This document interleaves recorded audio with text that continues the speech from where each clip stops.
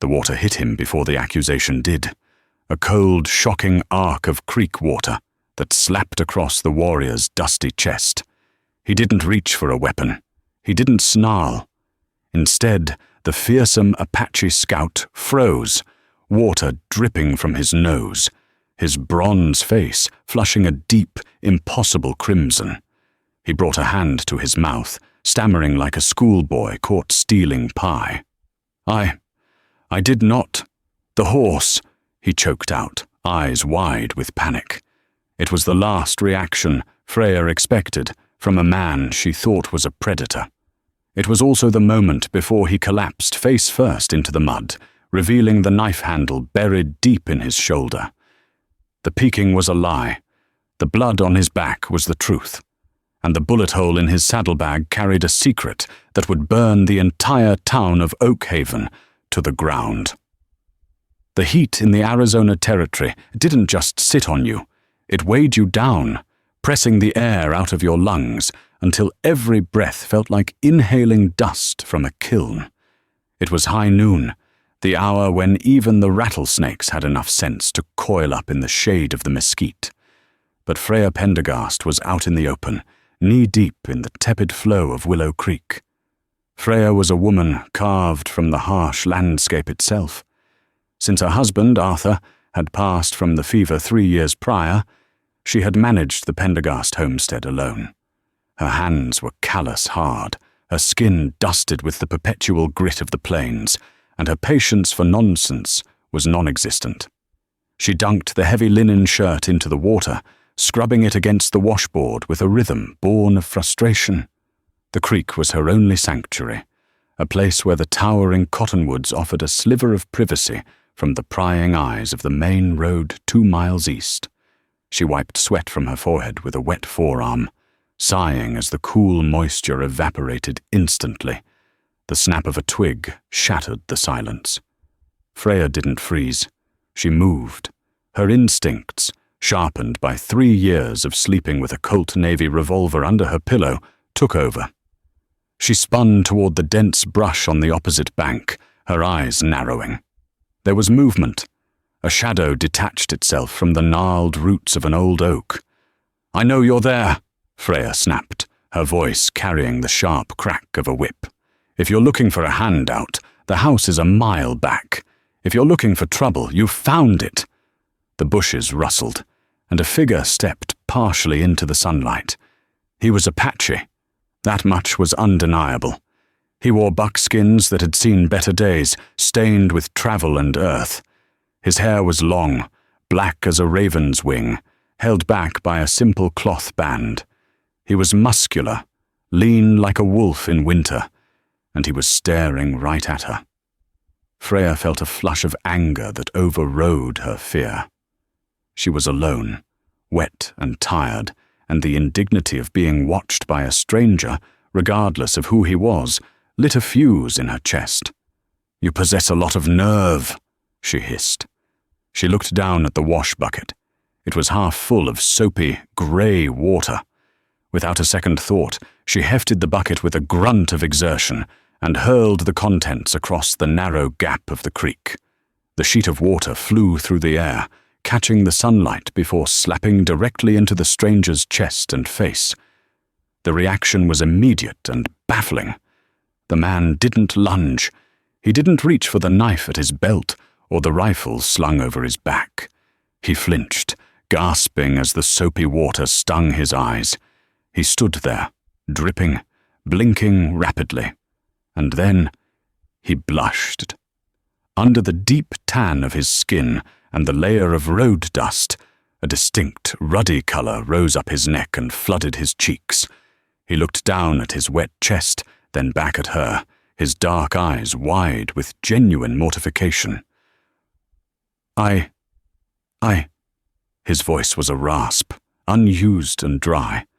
He cleared his throat, looking desperately at the trees, the water, anywhere but at Freya. Mum. The horse. Thirsty." He pointed a shaking finger upstream, where a roan mare stood quietly drinking, hidden previously by the brush. Freya stood with her hands on her hips, her anger faltering in the face of his intense awkwardness. "You were watching me," she accused, though with less venom. "Sneaking up on a widow woman?" "No." The denial was quick, panicked. He took a step back, raising his hands, palms up. "No eyes on you. I saw the water. I did not know. I am sorry." He stammered, his English accented but clear, laced with a shock that seemed entirely disproportionate to a bucket of water. He looked like a man who would rather face a firing squad than the irate woman in front of him. "I go now," he mumbled, turning clumsily. "You'd best go," Freya shouted, stepping forward to retrieve her bucket. "And tell your—" She stopped. As the man turned, the heavy buckskin vest he wore shifted. On his left shoulder, the fabric was dark, saturated with something far thicker than creek water. It was slick and black-red in the harsh light. He took 2 steps, his boot catching on a root. He tried to correct his balance, but his legs seemed to turn to water. He swayed, his hand grasping blindly at the air, and then pitched forward, slamming into the muddy bank with a sickening thud. The silence that followed was heavy. The birds had stopped singing. "Hey!" Freya called out, wary. "Don't play games!" The man didn't move. The rise and fall of his back was shallow, erratic. Freya looked at her revolver, sitting on a dry rock 10 feet away. Then she looked at the man face down in the mud. Cursing her own conscience, she waded across the creek. When she rolled him over, the peaking Tom was gone. In his place was a man burning with fever, his eyes rolled back in his head. The blush on his face wasn't just embarrassment, it was the heat of infection. She pulled the vest aside. The wound was ugly, a deep gash, festering and angry, but it wasn't from an arrow or a knife. Freya had seen enough violence in this territory to know a graze from a high-caliber bullet when she saw one. "Who shot you?" she whispered to the unconscious man. His eyelids fluttered. He looked up at her, his gaze unfocused. Tell the sheriff.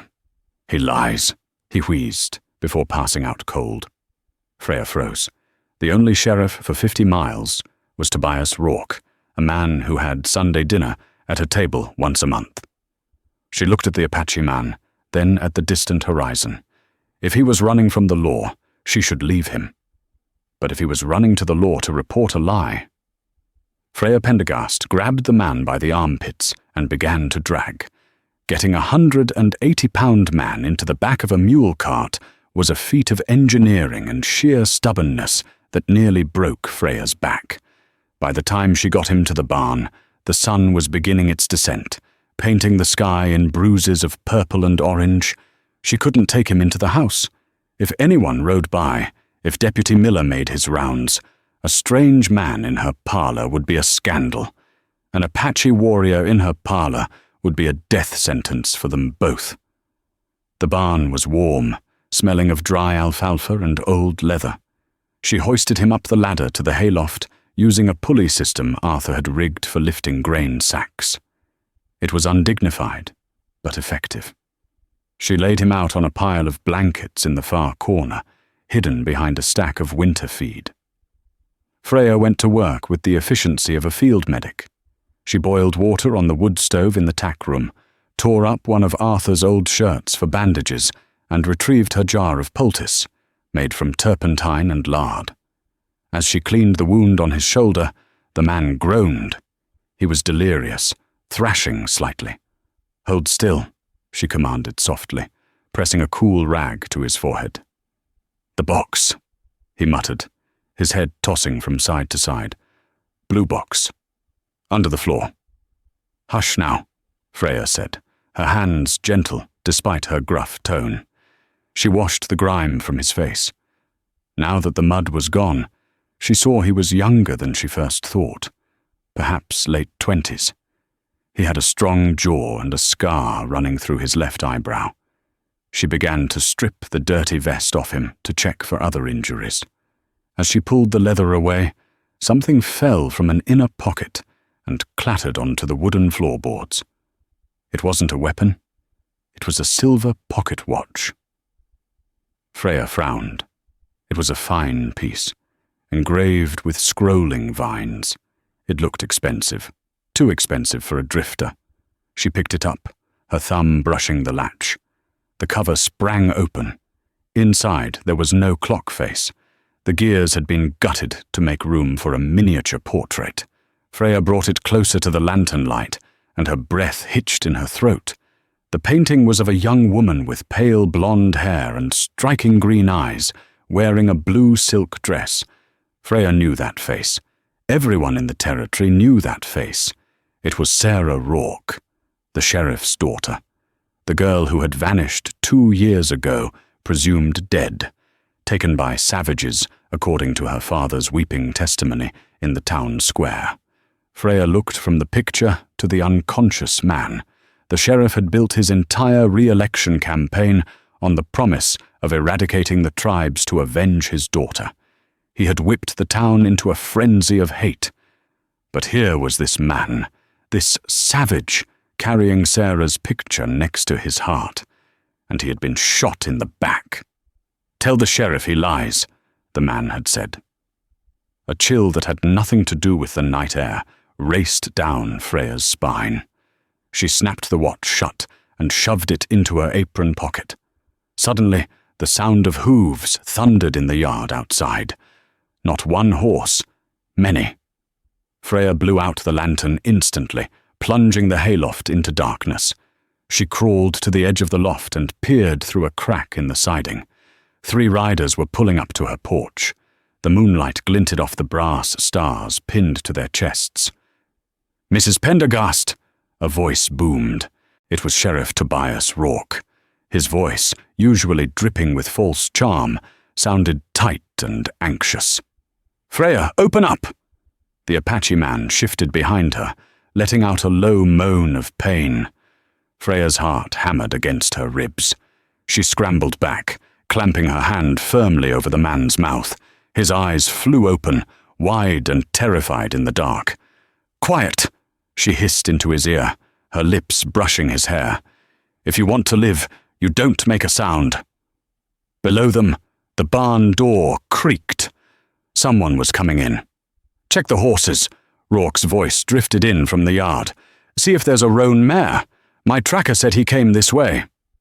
Freya looked down at the man. He wasn't struggling against her hand. He was looking at her with an intensity that unsettled her. He understood. Steps crunched on the hay of the lower floor. "Hello?" a deputy called out. "Anyone in here?"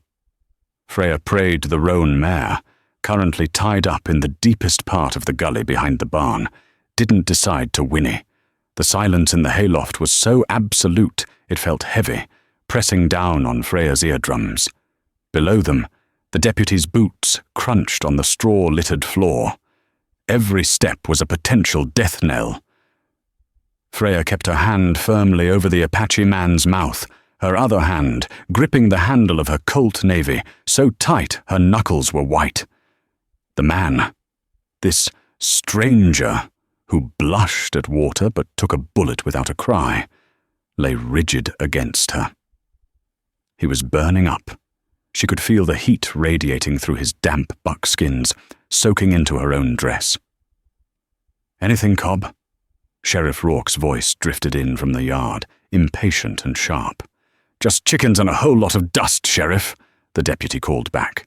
Freya heard the distinct thunk of a pitchfork being pulled from a bale. Her heart slammed against her ribs. Cobb was checking the hay. The footsteps moved closer to the ladder. The wood creaked. Freya looked around frantically. There was nowhere to go. If Cobb climbed that ladder, he would see them instantly. The mound of winterfeed was good cover from the floor, but useless against someone standing in the loft. She made a split-second decision. She removed her hand from the man's mouth, pressing a finger to her own lips in a frantic plea. His dark eyes, glassy with pain, locked onto hers. He gave a barely perceptible nod. Freya holstered her gun, grabbed a heavy grain sack, and stood up, stomping her boot hard on the floorboards. "Who is down there?" she bellowed, her voice cracking with feigned sleepiness and genuine rage. The footsteps on the ladder froze. "Mrs. Pendergast?" It was Deputy Cobb, his voice squeaking slightly. Freya marched to the edge of the loft and peered down. Cobb was 3 rungs up, his face pale in the gloom. She glared at him, letting the irritation of a woken widow wash over her. "Deputy Cobb," she spat, "is there a reason you're creeping around my barn in the middle of the night like a coyote after a hen, or have you finally lost your wits entirely?"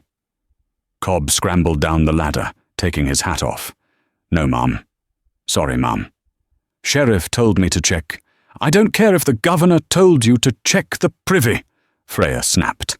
"I'm up here trying to patch the leak in the roof before the next rain ruins my winter wheat, and you're down here scaring the livestock." It was a lie. There was no rain forecast for weeks, but Cobb wasn't the brightest bulb in the lantern. "Freya?" The sheriff stepped into the barn frame, his silhouette backlit by the moon. He was a big man, broad-shouldered, wearing a duster coat that swirled around his ankles. He walked with a heavy, deliberate gait. "Tobias," Freya said, her tone cooling. She didn't come down. She stayed high up, looking down on him like a judge. "You make a habit of terrorizing women at night now? I thought you saved that for the saloons." Rourke chuckled, a dry, rattling sound. "Sharp tongue, Freya. Always had a sharp tongue. Arthur barely knew how to handle you." The mention of her dead husband made Freya's hand twitch toward her gun again, but she kept it hooked on her belt loop. "Arthur handled me just fine. What do you want?" "We're tracking a fugitive," Rourke said, stepping into the lantern light. His face was handsome in a cruel, eroded way, like a cliff face beaten by the sea. "An Apache buck. Mad dog. Killed a prospector up near Bitter Creek this morning. My tracker says he came this way." "I haven't seen a soul all day," Freya lied smoothly. "Just me and the creek." Rourke's eyes scanned the barn, lingering on the ladder. "Is that so? You didn't hear a horse?" "I heard your horses," she countered. "Enough racket to wake the dead." Rourke stared at her for a long moment. The tension stretched, thin and brittle. He knew something was off. Freya could see it in the way his jaw worked. But he couldn't prove it, and Freya Pendergast was a respected woman in the valley, not someone he could drag out by the hair without cause. "He's dangerous, Freya," Rourke said softly, his voice dropping to a theatrical whisper. "A savage. If you see him, don't hesitate. Put a bullet in him. For your own safety." "I know how to use a gun, Tobias," she said. "That you do." Rourke tipped his hat. "Cobb, let's go. He probably doubled back toward the ridge." The deputy nodded and hurried out. Rourke lingered for 1 second longer, his eyes boring into Freya's, before he turned on his heel. Freya didn't move. She waited. She heard the horses mount up, heard the jingle of bit and bridle, and the thunder of hooves fading down the long dirt drive. She counted to 100, then 200. Only then did she collapse to her knees, her breath leaving her in a shuddering gasp. She turned back to the man in the shadows.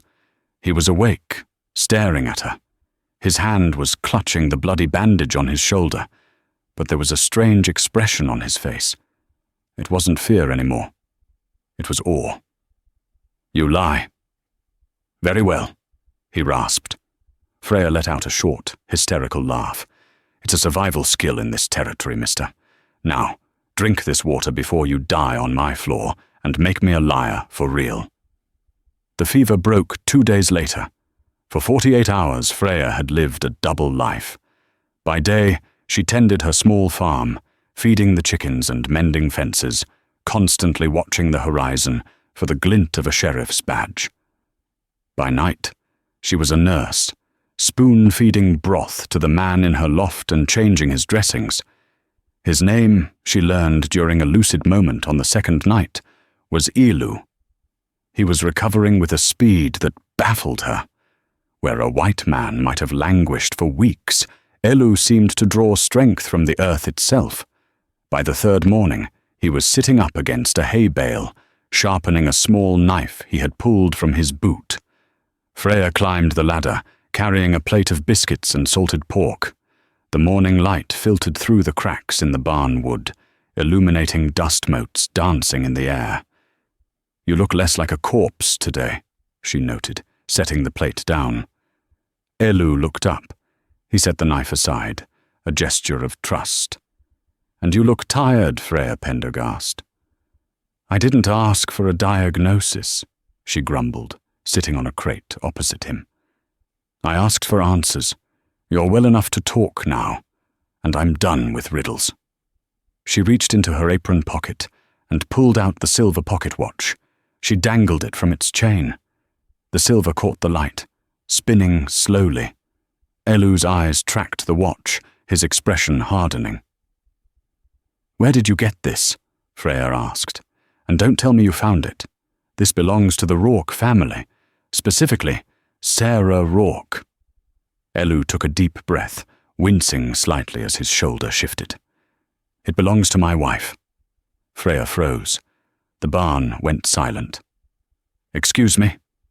"Sarah," Elu said, his voice firm. "She is my wife, in the eyes of the Creator, and in the eyes of her heart." Freya stared at him. The story the town knew was a tragedy. Sarah Rourke, the golden-haired beauty, snatched by a raiding party, abused, and killed. Rourke had used that story to justify every hanging, every land grab, every act of violence against the local tribes for 2 years. "She's alive," Freya whispered. "She lives," Elu said, "but she is dying, not from a bullet, from the sickness in her lungs, the coughing sickness." "Consumption," Freya murmured. "I came to get medicine," Elu explained, his hands clenching into fists. "There is a doctor in Tucson who sends shipments to the mercantile here. Special tonics. I have gold. I tried to buy it." "And Rourke saw you?" "Rourke set a trap," Elu corrected. "He knew I would come. He does not want Sarah found. If she is found, his war ends. His power ends." "Because she wasn't kidnapped," Freya realized, the pieces clicking together like the tumblers of a safe. "She ran away." Elu nodded. "She saw him kill a man, a rancher named Horace Miller." Freya gasped. "Horace? Horace Miller died in a rock slide 3 years ago. Everyone knows that." "A rock slide caused by dynamite," Elu said darkly. "Horace found silver on his land. Rourke wanted it. Sarah saw her father light the fuse. She fled that night. She found me. I was tracking game near the canyon. I did not take her. She took me." A ghost of a smile touched Elu's lips, softening his fierce face. "She is stubborn, like you." Freya felt a flush rise in her cheeks. She ignored it. "So Rourke shot you to keep you quiet?" "He shot me because I have the proof," Elu said. "Sarah kept a journal. She wrote it all down. The murder of Miller, the deals with the railroad men, the bribes to the judge in Prescott. She hid it before she fled, inside a blue metal box." "The blue box," Freya said, remembering his feverish mutterings. "Where is it?" "She buried it under the floorboards of the old schoolhouse," Elu said. "The one abandoned after the flood." Freya nodded slowly. The old schoolhouse was 5 miles out of town, a rotting husk near the river bend. "And you were going to get it?" "I need the box to trade," Elu said, looking at his hands. "I do not care about Rourke's law or his money. I only want the medicine for Sarah. I was going to give him the box in exchange for safe passage and the medicine." "You fool," Freya said, her voice shaking with anger. "You honestly think Tobias Rourke would make a trade? He'd take the box, shoot you, and let his own daughter cough her lungs out in a cave somewhere, just to keep his reputation clean. Elu looked at her, his eyes bleak. I have no other choice. She is weak, without the medicine. He trailed off. Freya stood up and paced the small length of the hayloft. She was a widow who just wanted to be left alone. She wanted to farm her land, pay her taxes, and die in her own bed. She didn't want to be a hero. But she thought of Arthur. Arthur, who had died of a fever so sudden and violent that the doctor hadn't even made it in time. Arthur, who had argued with Sheriff Rourke about water rights just a week before he died. A cold knot formed in Freya's stomach. Fever. Or poison. She looked at Elu. He was an enemy, a savage, according to the world she lived in. But he sat there with a hole in his shoulder, risking death for a woman he loved, armed with nothing but the truth. He had blushed when she threw water on him. He had refused to hurt her when she was vulnerable. You can't go to the schoolhouse, Freya said abruptly. Rourke will be watching it. If he knows about the box, he's probably tearing the floorboards up right now. He does not know where it is, Elu said. Only Sarah knows, and she told only me. Then he's watching you, Freya said. He's watching the roads. He's watching the trails. She walked over to the window and looked out. The farm was quiet. Too quiet. On the ridgeline, a mile away, she saw a glint of sunlight on metal. A spyglass. We're being watched, she said calmly. He left a deputy on the ridge. Elu tried to stand, reaching for his knife. I will draw them away. You remain safe. Sit down, Freya ordered. She turned to him, her eyes blazing with a new fire. You're in no condition to outrun a horse, and I'm not about to let Rourke win. If Sarah is alive, she deserves to come home. Or at least, she deserves justice. She walked over to the corner of the loft where an old trunk sat. She threw it open, revealing piles of old clothes. She dug to the bottom and pulled out a heavy, oilcloth-wrapped bundle. She unwrapped it. Inside lay a Winchester repeating rifle, gleaming and well-oiled. Arthur taught me to shoot, she said, checking the lever action. It clicked satisfyingly. He said a woman alone needs an equalizer. Elu watched her, his eyebrows raised. You will fight? We are going to get that box, Elu, Freya said. And then we're going to get your medicine. But we aren't going to sneak around like thieves. We're going to drive a wagon right past that deputy. How? Elu asked. Freya smiled, but there was no humor in it. It was a smile made of iron and grit. Because you aren't an Apache warrior today, she said, throwing a faded calico dress and a heavy sunbonnet at him. Today, you're my cousin Martha from St. Louis, and you've got a terrible toothache that requires a trip to the doctor. Elu looked at the dress, then at Freya. The horror on his face rivaled the moment she had splashed him with water. I cannot wear this, he stammered, his face reddening again. You'll wear it or I'll splash you again, Freya threatened. Now put it on. We have a sheriff to take down. The transformation of Elu, a warrior of the Apache nation, into Cousin Martha, was a spectacle that would have been comical had the stakes not been life and death. Freya pulled the laces of the corset tight, ignoring Elu's sharp intake of breath. The bodice of the blue calico dress was tight across his broad shoulders, threatening to split at the seams with any sudden movement. Stop flexing, Freya hissed, pinning a lace collar high up his neck to hide the Adam's apple. You have to slump. Make yourself smaller. Women are taught to shrink. Try to remember that. Elu looked at his reflection in the small, cracked mirror on the wall. He touched the heavy sunbonnet that shadowed his face.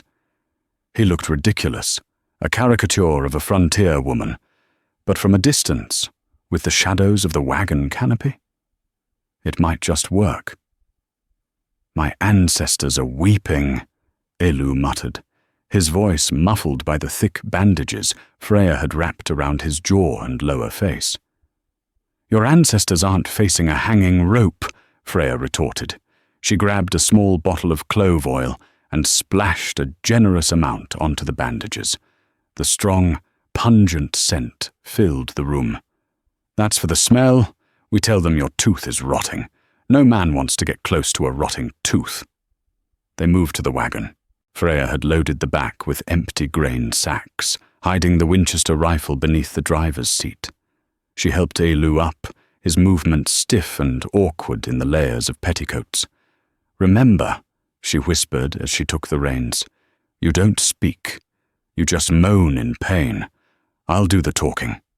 She snapped the reins, and the two mules, Bessie and Blue, lurched forward. The wagon rattled down the dirt track, kicking up a plume of dust that would be visible for miles. As they approached the ridge line, Freya's heart began to hammer a frantic rhythm against her ribs. She saw the horseman detach himself from the shade of a rock formation. It wasn't Deputy Cobb this time. It was Deputy Miller, a man known for his mean streak and his love of corn whiskey. Miller trotted his horse down to block the road, his hand resting casually on his holster. He squinted at them, chewing on a piece of straw. "Afternoon, Mrs. Pendergast," Miller drawled, his eyes sliding over the wagon, searching. "Going somewhere?" Freya pulled the mules to a halt. She wiped sweat from her brow, letting her annoyance show. "To town, Miller. Unless there's a law against travel now." "Just checking for irregularities," Miller said. He guided his horse closer to the passenger side. He peered under the canopy at the hulking figure in the blue dress. "Who's this?" Elu let out a low, miserable groan, clutching his bandaged jaw. He slumped forward, hiding his face in his hands. "My cousin Martha," Freya said quickly, injecting a note of exhaustion into her voice. "Came in from St. Louis 3 days ago. Woke up this morning with a jaw swollen the size of a melon. Smells like something died in there. I'm taking her to Doc Higgins before the infection spreads to her brain." Miller wrinkled his nose as the scent of cloves and unwashed bandages hit him. "Jesus, that is ripe." "It's agony," Freya said. "She's been wailing like a banshee for hours. I haven't slept a wink. Now, are you going to let us pass, or do you want to inspect the tooth yourself? Maybe you can pull it out with those pliers you carry." Elu let out another groan, this one louder and more pathetic, rocking back and forth. Miller recoiled, pulling his horse back. The fear of disease was stronger than his suspicion. No, go on. Doc's in the saloon, likely." "Thank you," Freya snapped. "Giddy up." She didn't look back as they rattled past him. She forced herself to keep the pace steady, not too fast, not too slow. Only when they were around the bend, hidden by a grove of cottonwoods, did she let out the breath she had been holding. "You moan very well," she whispered to Elu. "The corset," Elu gritted out from under the bandages. "It is killing me. How do your women survive this torture?" "We endure," Freya said, her eyes on the road. "We always endure." They bypassed the town, cutting through the grazing lands toward the river. The old schoolhouse stood on a bluff overlooking the water, a mile past the last settlement. It had been abandoned 5 years ago after a flood undermined the foundation, leaving it tilting precariously toward the cliff edge. It was a desolate place. The paint had peeled away, leaving the wood grey and skeleton-like. The windows were jagged maws of broken glass. Freya pulled the wagon into the tall grass behind the building. "We're here." They climbed down. Elu ripped the bonnet off, tearing at the bandages. "Never again," he swore, inhaling the fresh air. "Let's find the box first," Freya said, grabbing a crowbar from the wagon bed. They entered the schoolhouse. The air inside was stale, smelling of rat droppings and old chalk. Desks were overturned, rotting where they lay. "Where?" Freya asked, her voice echoing in the silence. Elu moved to the front of the room, near the raised platform where the teacher's desk used to sit. He knelt, tapping the floorboards. "Here." Sarah said it was under the spot where she used to daydream. Freya handed him the crowbar. Elu jammed it into the gap between the boards. His shoulder was still stiff, and he winced, but his strength was returning. With a groan of wood and the screech of rusted nails, the board popped up. Below, in the dusty crawl space, sat a blue metal cash box. It was rusted at the corners but intact. Elu reached down and lifted it out like it was a holy relic. He set it on the floor and used the tip of his knife to pry the lock. The lid creaked open. Inside lay a leather-bound journal and a stack of papers stamped with the seal of the Union Pacific Railroad. Freya picked up the journal. She opened it to a random page. Sarah's handwriting was elegant but hurried. October 14th. Father met with the man from the railroad again. Mr. Sterling. They argued about the Miller land. Father said he would handle it. He said dynamite solves problems that lawyers can't. Freya felt a chill. "It's all here," she whispered. "Proof of murder. Proof of racketeering." She flipped further. November 2nd. I heard them talking about the Pendergasts. Father says Arthur is too stubborn about the water rights. He says there are poisons that look like yellow fever. I have to warn Freya. Freya stopped breathing. The world seemed to tilt on its axis. The letters swam before her eyes. "Freya?" Elu asked, his voice gentle. "He killed him," Freya whispered, the grief she had buried for 3 years erupting into a cold, hard rage. "My Arthur didn't die of fever. Rourke poisoned him to steal our water for the railroad steam engines." She looked up at Elu, her eyes dry and terrifying. "This isn't just about Sarah anymore." Click. The sound of a hammer cocking on a revolver came from the doorway. Freya and Elu spun around. Sheriff Tobias Rourke stood in the entrance, silhouetted against the bright afternoon sun. He wasn't alone. Deputy Cobb and 2 other men flank him, rifles raised. "I had a feeling you were lying about the toothache, Freya," Rourke said, his voice smooth and deadly. "You never were a good liar. Your left eye twitches." Elu moved instantly, stepping in front of Freya, shielding her with his body.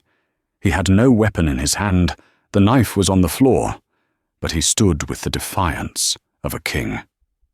"Step aside, boy," Rourke commanded, aiming his Colt peacemaker at Elu's chest. "I've been wanting to put a hole in you for a week. Don't give me a reason to do it before I get that box." "You will not touch her," Elu said, his voice low and guttural. "I'll do whatever I damn well please," Rourke sneered. He looked at Freya over Elu's shoulder. "Read something interesting, Freya. You look pale." "You poisoned him," Freya said. Her voice wasn't loud, but it carried a weight that made Deputy Cobb shift uncomfortably. "You murdered my husband for water rights." Rourke shrugged, a casual gesture that made Freya want to scream. Arthur was a relic. He stood in the way of progress. The railroad is the future, Freya. It brings civilization. Sometimes civilization requires sacrifice. "And Sarah?" Elu shouted. "Was she a sacrifice too?" Rourke's face darkened. The mask of the charming politician slipped, revealing the monster underneath. "Sarah is a confused girl. She's been brainwashed by a savage. Hand over the box and I might make your deaths quick." "No," Freya said. She kicked the crowbar across the floor. It clattered loudly, startling the deputies. In that split second of distraction, Freya grabbed the heavy blue box and hurled it, not at the men, but through the jagged glass of the side window. It flew out and disappeared into the tall grass outside. "Get it!" Rourke roared at his men. Cobb and the others turned to run outside. "Now!" Freya screamed. She grabbed Ilu's arm, and they dove behind the overturned teacher's platform just as Rourke opened fire. Bullets chewed into the rotting wood, sending splinters flying like shrapnel. Bang! Bang! Bang! The deafening roar of the gunshots filled the small room. Freya and Ilu scrambled on their bellies. "The floor!" Freya yelled. "Go through the hole!" They slithered toward the opening Elu had made to retrieve the box. Elu dropped into the crawl space first, then reached up and pulled Freya down, just as a bullet shattered the floorboard where her head had been a second before. The crawl space was dark, damp, and cramped. It smelled of wet earth and decay. Above them, heavy boots stomped on the floorboards. "They went under!" Rourke yelled. "Surround the building! Burn them out!" "Burn it?" Cobb's voice came, muffled. "Sheriff, the box is out here somewhere in the grass, but the wind is picking up." "I said burn it!" Rourke screamed. "I want them dead! We'll find the box later." Freya and Ilu crawled through the dirt. The crawl space opened out at the back of the schoolhouse, where the foundation had eroded toward the river cliff. It was a 15-foot drop to the rocky bank of the river below. Smoke began to drift down through the cracks in the floorboards. Rourke wasn't bluffing. He had lit the dry, rotting wood of the entrance. "We have to jump," Elu said, looking at the drop. "I can't swim," Freya admitted, her voice trembling for the first time. "I can," Elu said. He took her hand, his grip crushing. "Trust me, Freya Pendergast." Above them, the heat was intensifying. The roar of the fire began to drown out the river. Embers fell through the cracks, sizzling in the mud. "Hey!" a voice shouted from the cliff edge above them. One of Rourke's men had spotted them crawling out of the foundation. A rifle shot kicked up dirt inches from Freya's face. "Jump!" Elu yelled. He pulled her. They launched themselves out of the crawl space, plummeting through the air. For a second, there was weightlessness. Then, they hit the water. The river was cold and fast. It swallowed Freya whole. The shock sucked the air from her lungs. She flailed, panic seizing her as the current dragged her down. The heavy fabric of her dress became an anchor, pulling her toward the bottom. She saw darkness. She felt the rocks scraping her legs. Then, a strong arm wrapped around her waist. "Elu!" He kicked powerfully, fighting the current, dragging them both toward the surface. They broke the water, gasping for air. The current was sweeping them downstream, away from the schoolhouse. Freya looked back. The building on the cliff was a torch, flames licking 50 feet into the air against the twilight sky. Silhouettes of men stood on the edge, firing blindly into the water, but the river bend was already hiding them. Elu guided them to a muddy bank, a quarter-mile downstream, under the cover of a dense thicket of willows. He dragged Freya onto the shore. She collapsed, coughing up water, her lungs burning. She was soaked, freezing, and exhausted. Elu collapsed beside her, breathing hard. The bandage on his shoulder was soaked through, blood beginning to stain the wet buckskin again. "We lost the box," Freya choked out, wiping wet hair from her face. "I threw it, and we left it." Elu sat up, wiping water from his eyes. He reached into the bodice of his dress, still wearing the ridiculous garment, and pulled out a soggy, leather-bound book. Freya's eyes widened. "You threw the box," Elu said, a rare grin spreading across his face. "But I took the journal out first, while you were yelling at the sheriff." Freya stared at him, then at the book. She started to laugh. It was a wet, ragged sound, bordering on hysteria, but it was laughter. "You are a crafty man, Elu," she said. "And you," Elu said, tearing the sodden lace collar from his neck, "are a terrible distraction, but effective." The levity didn't last. The sun was setting. They were wet, Unarmed, the Winchester was back in the wagon, and the most powerful man in the territory was hunting them. "We can't go back to the farm," Freya said, shivering. "He'll have men there waiting." "We go to the caves," Elu said, "where Sarah is. It is a day's walk, hard terrain. Rourke's horses cannot follow." "And then?" Freya asked. "We have the proof, but no judge in this town will hear us. Rourke is the law." Elu looked at the darkening sky. "Then we go to the one place Rourke cannot control. We go to the telegraph station at the railroad junction in Prescott. We send the truth to the governor, to the newspapers in the east." "Prescott is 3 days' ride," Freya said. "On foot? Through Apache territory?" Elu looked at her. "It is my territory. And you are with me?" Freya nodded. She stood up, wringing out her heavy skirts. She looked at the smoke rising in the distance, marking the pyre of the schoolhouse.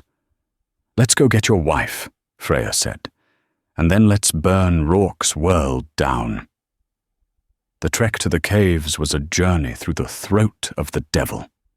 Freya and Elu moved like ghosts, their feet wrapped in cloth to dampen the sound against the stone. Hours later, Elu stopped before a fissure in the rock wall. They squeezed through into a hidden box canyon. "Sarah!" Elu called softly. A figure stirred near a dying fire. Sarah Rourke was a shadow of the girl in the painting. Matted hair, translucent skin. But when she saw Elu, her eyes lit up with a fire that defied her sickness. She rasped, coughing violently, a wet rattling sound that echoed off the walls. Elu was at her side instantly. Freya stepped forward, feeling like an intruder in this sanctuary of tragedy. "We have the book, Sarah," Freya said gently. "We know about Arthur. We're going to Prescott to end this." Sarah gripped Freya's hand with ice-cold fingers. "He won't let you. He has men everywhere." "I am a burden," Sarah whispered to Elu, tears spilling. "Leave me. Take the book." "Never," Elu vowed fiercely. "I did not walk through fire to leave you in the ashes." They constructed a crude travois from saplings and rawhide. Just as they strapped Sarah in, the baying of hounds drifted on the wind. "The stream!" Elu ordered, extinguishing the fire. "We must walk in the water to hide the scent." For the rest of the night, they were pack mules, hauling the sled through freezing water over slick rocks. By dawn, they reached the high plateau. The sun rose blood-red, illuminating the vast expanse of scrubland, and the dust cloud moving on the horizon. "They are an hour behind," Elu estimated. "The dogs lost the scent, but Rourke knows we head for the telegraph." "There is a relay station 5 miles east," Elu said. "Run!" They ran until their chests burned, the travois skidding behind them. But as the station came into view, a shot rang out. Riders galloped from the tree line, cutting off their path, flanking maneuvers. "The mine!" Elu pointed to an old timber structure built into the hill. "We can defend it." They veered off course, bullets whizzing past like angry hornets. One struck the frame of the travois, but they didn't slow down. They dragged the sled into the dark mine shaft, just as the riders opened up with repeating rifles, chipping away the stone archway. Freya collapsed against the wall, gasping.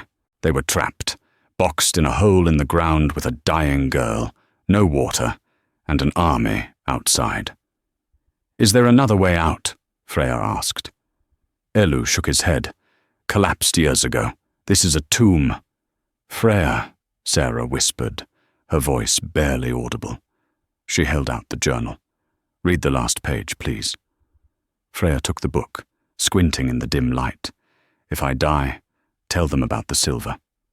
Not on Miller's land, on Pendergast land. The vein runs under the creek.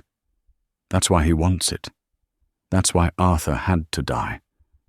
Freya stared at the words. The water. It wasn't about steam engines. It was about millions in silver sitting beneath the mud she cursed every Monday. Arthur had sat on a fortune and died for it without ever knowing. A rage so pure and white-hot possessed Freya that her fear evaporated. She stood up. "He's not getting it," she said. "He's not getting the land, and he is not getting us." She scanned the rotting crates stacked near the back of the shaft. "Dynamite." "Unstable," Elu warned. "It will blow us to the sky." "Or," Freya said, grabbing a weeping stick of explosives, "it will blow the roof off this mountain and give us a slide down the other side." "You are insane," Elu said, eyes wide with a mix of fear and admiration. "I'm a wealthy widow," Freya corrected, lighting the fuse. "Cover your ears." The explosion shattered the morning silence like the fist of God. The mine entrance disintegrated, sending a cascade of rock sliding down the steep slope. Amidst the thunder, Freya and Elu rode the landslide of their own making, shielding Sarah in the travois. They came to rest at the bottom, bruised but alive, a wall of fresh rubble now separating them from Rourke's posse. "The tracks," Elu gasped, pointing. A mile away, the Union Pacific rails glinted in the sun. Sitting on a siding was a maintenance handcar. They scrambled toward it, lifting Sarah onto the flatbed. Freya and Elu grabbed the pump handles. With a groan of rusted wheels, the car began to roll. Clack-clack, clack-clack. They picked up speed, the rhythm becoming a frantic heartbeat. But on the service road parallel to the tracks, dust clouds rose. Rourke had navigated the debris. Horses galloped hard, closing the gap. "Faster!" Elu roared. A bullet pinged off the metal handle near Freya's hand. They were exposed, flesh and blood racing against iron and lead. They roared into the Prescott rail yard, carrying so much momentum they nearly derailed. Sparks flew as they screeched to a halt. Freya grabbed the journal. Elu scooped up Sarah, and they sprinted for the telegraph office.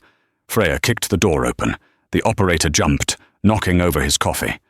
"I need a line to the governor," Freya shouted, slamming the journal onto the counter. "Subject: Sheriff Tobias Rourke. Murder. Corruption. Silver. Send it, or I burn this building down." The terrified operator began to tap. Click, clack, click. The door behind them burst open. "Step away from the key." Sheriff Rourke stood in the frame, chest heaving, his Colt drawn. Deputy Cobb and Miller blocked the exit behind him. "It's over, Freya," Rourke snarled. "Give me the book." "It's already sending," Freya lied, standing her ground. Rourke's face twisted. He aimed his gun at Sarah, who lay on the floor. "One more step and I end it." Elu stepped in front of her. "You shoot me first." "Gladly." Before Rourke could pull the trigger, a booming voice filled the room. "Drop the weapon, Sheriff." Rourke froze. Standing in the rear doorway, having just disembarked from the passenger train, was a U.S. Marshal flanked by 4 armed soldiers. "Marshal," Rourke stammered, lowering his gun slightly. "These are fugitives. They kidnapped my daughter." "We heard the wire from Tucson," the Marshal said, stepping forward. "About a missing Apache man carrying a pocket watch, and we've been reading the message this lady just sent." Sarah gathered the last of her strength, pulling herself up on the counter. "He lies," she croaked, pointing a trembling finger at her father. "He killed Horace Miller. He killed Arthur Pendergast. He tried to kill me." Rourke looked at his daughter, then at the Marshal. His empire was crumbling. The mask of the politician fell away, revealing the cornered animal beneath. He raised his gun again, not at the Marshal, but at Freya. "You witch!" Bang! The shot was deafening. Tobias Rourke dropped his gun. He looked down at his chest, where a dark red stain blossomed. He fell to his knees, then face forward onto the floorboards. Freya stood there, smoke drifting from the barrel of the Colt Navy she had snatched from Deputy Miller's holster in the chaos. She breathed out, a long, shuddering exhale. She handed the gun back to the stunned deputy. I believe that belongs to you. The trial was a formality. With the journal and Sarah's testimony, Rourke's corrupt network unraveled. 6 months later, Freya Pendergast stood on the porch of her homestead. The creek flowed quietly in the distance. A rider approached. It was Elu, dressed in a clean suit but with his hair still long. "She is well?" Freya asked. "She breathes," Elu smiled. "The doctors in Denver say her lungs are healing. She asks for you." "I'll visit," Freya promised. After the harvest, Elu looked out at the land. They found the silver. "You are a rich woman, Freya." "I don't want it," Freya said. "I lease the mining rights. The money goes to a trust for Apache schools and a hospital in Oakhaven." Elu looked at her, stunned. "Why?" Freya looked at the creek where she had once splashed water on a stranger. "Because Arthur would have wanted it, and because some stains don't wash out with water. They wash out with change." Elu nodded, mounting his horse. "You are a warrior, Freya. My people would have named you Iron Willow." "Freya is fine," she said softly. She watched him ride away. Freya took a sip of her coffee, felt the sun on her face, and for the first time in 3 years, she didn't feel the weight of the past. She just felt the quiet, steady beat of her own heart. What a ride. From a splash of water to a shootout in a telegraph office, Freya and Elu's journey proves that the most unlikely allies can bring down the biggest tyrants. I hope you enjoyed this original Wild West drama, The Woman Splashes Water on the Apache Man. If this story kept you on the edge of your seat, please hit that like button. It really helps the channel grow. Don't forget to subscribe and ring the bell so you never miss a new story. I release new narratives every week. What did you think of Freya's decision with the silver at the end? Was it justice? Let me know your thoughts in the comments below. Thanks for watching, and I'll see you in the next story.